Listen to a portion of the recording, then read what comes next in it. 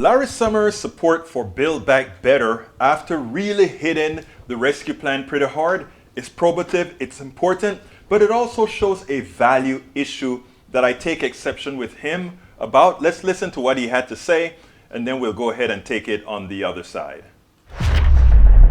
Reversing inflation is a top priority of his. This came after the Bureau of Labor Statistics' Wednesday announcement that consumer prices were up 6.2% over the prior year.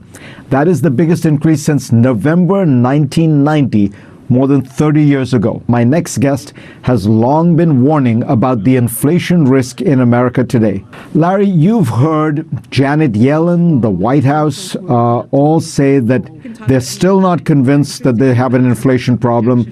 It's temporary. How do you respond? They forecast that inflation would be 2% this year in the president's budget. It's 3 times that. They said in the summertime, after they'd been initially wrong, that inflation would be back to normal by the end of the year. And they said early in the fall that inflation would subside early next year. Now they're saying that it's going to subside in the second half of next year. Sooner or later, I'm sure it will subside. But my judgment is, given the inflation momentum that has built up, that it's going to take some significant policy adjustment or some unfortunate accident that slows the economy before inflation gets back to the 2% range. What do you mean when you say a kind of dramatic, significant policy action? Are you thinking of something sort of like what Paul Volcker had to do to break the back of inflation in the early 1980s? Not talking about the kind of interest rates that Paul Volcker engineered, but we are talking about a more aggressive approach to monetary policy than the Fed is now talking about. You know, there's a lesson, Fareed, from the experience of the 1970s, which is the difference between higher and lower unemployment is 2 or 3% of the people being unemployed. The difference between higher and lower inflation is 100% of the people feeling they're being robbed of purchasing power by higher prices. Now,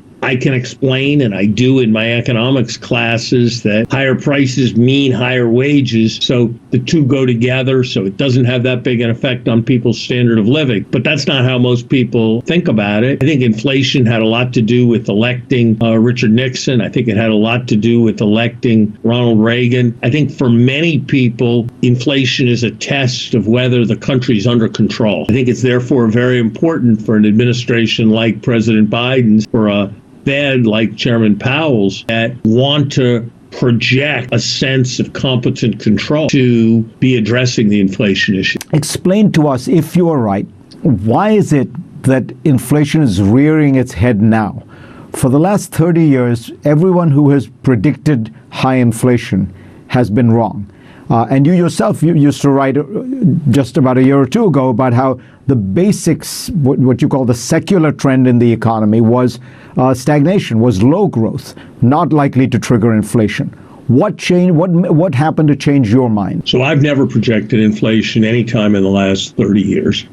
What changed my mind was that this year we had a fiscal stimulus program equal to 15%, 14 to 15% of GDP in an economy that was only a couple percent short of its capacity. And so if you inject that much demand with that little a capacity margin, it figures you're going to get inflation. And the only time we did anything like it was during World War II or during the Korean War, when we got inflation. Your biggest concern was about that massive COVID relief bill. Do you share the same concern about the infrastructure bill and the other bill that might go through Congress? I don't, Fareed. I would change those bills, but if I had to vote up or down on them, I would vote up. There are two big differences. First, those bills spend less over the next 10 years than the massive 2021 bill spent over 1 year. Second, those bills,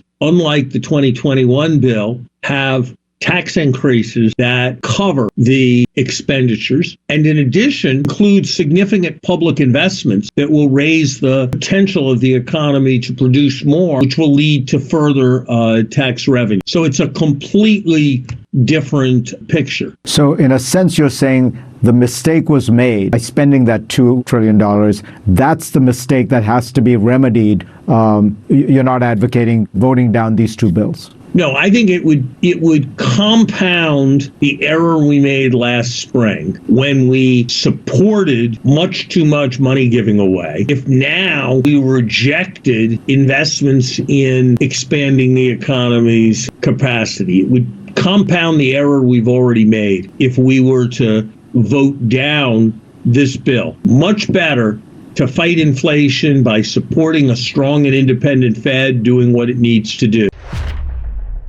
I tell you what, these neoliberal economists drive me crazy. At least he comes out and he says, let's go ahead and pass the bill because it's going to, what it'll do is increase the tax base, et cetera, on the backs of the regular man, of course, regular person, of course.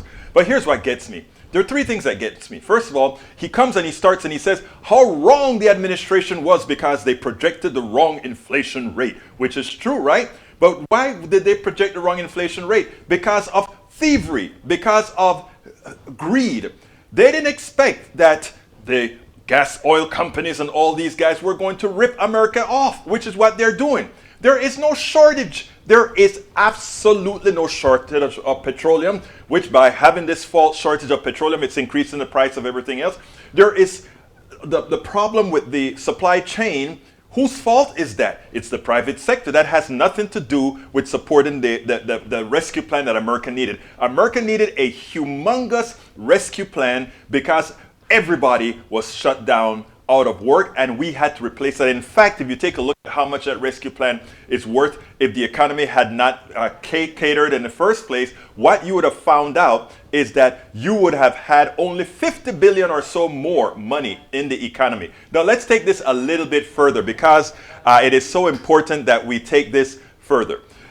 Notice that this economist was really ready to sacrifice the average American citizen. What did they say? Oh, if we don't give the stimulus, only we have a difference between 3 and 4% in unemployment. But if we go ahead and give them that, otherwise what we get is not a 4% inflation, but everybody pays a little bit more for their product. But we have to be consistent.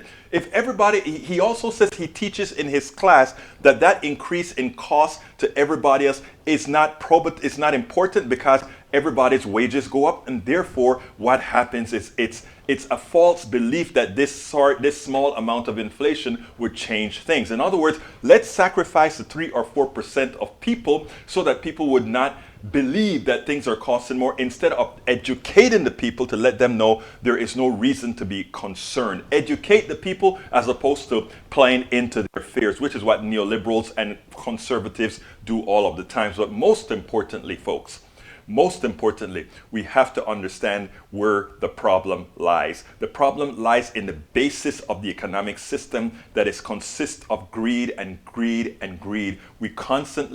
We never penalize those who take away. We never take care of those who are the ones who create, who make this society. What we do is we go ahead and penalize the average person, and we let those on the top that continue to do their things roam free. We spend a lot of time deconstructing the news, trying to parse it into a form that everybody can understand. We try to find those little nitpicks where it flies above the fray, etc.